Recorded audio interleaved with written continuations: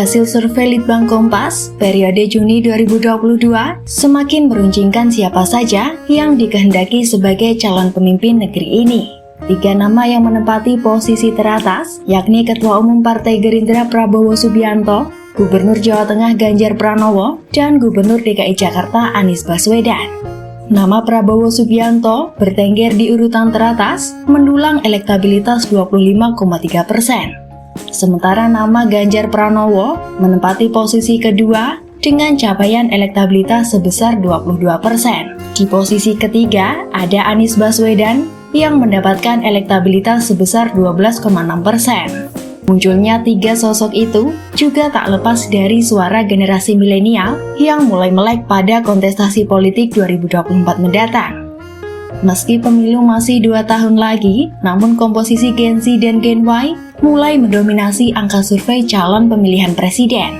Dalam survei Litbang Kompas, generasi yang tergolong dalam kategori angkatan termuda atau yang eksis dengan julukan Gen Z diisi oleh mereka yang lahir pada tahun 1997 hingga 2012. Sementara bagi mereka yang lahir pada tahun 1981 hingga 1996, tergolong dalam kategori Gen Y. Berdasarkan hasil survei Litbang Kompas Juni 2022, nama Prabowo Subianto dan Ganjar Pranowo berurutan menempati posisi 1 dan 2 dengan perolehan elektabilitas terbanyak.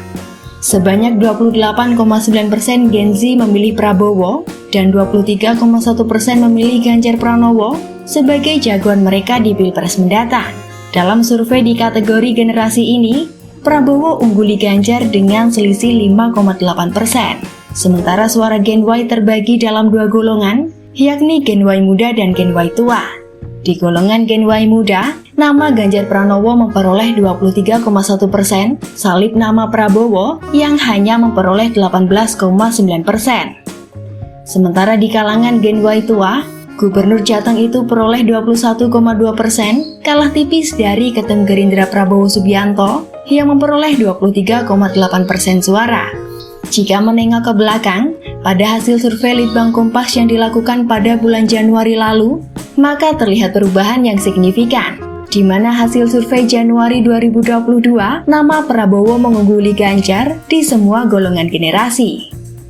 Tak hanya 3 nama tokoh tersebut, nama-nama seperti Menparekraf Sandiaga Uno, Gubernur Jawa Barat Ridwan Kamil hingga Jenderal Andika Perkasa turut menghiasi daftar survei capres pilihan.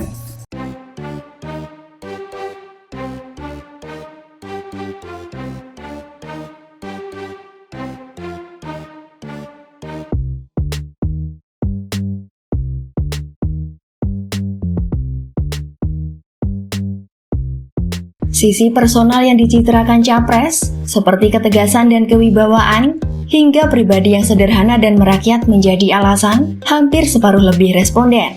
Proporsi itu jauh lebih besar dibanding dengan alasan terkait pengalaman, prestasi, maupun pendidikan capres.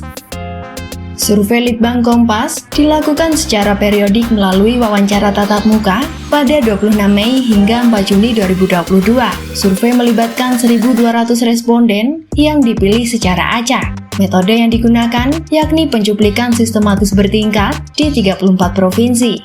Melalui metode ini, pada tingkat kepercayaan 95% dengan margin of error penelitian kurang lebih 2,8%, dalam kondisi penarikan sampel secara acak sederhana. Meski demikian, kesalahan di luar pemilihan sampel juga dimungkinkan terjadi.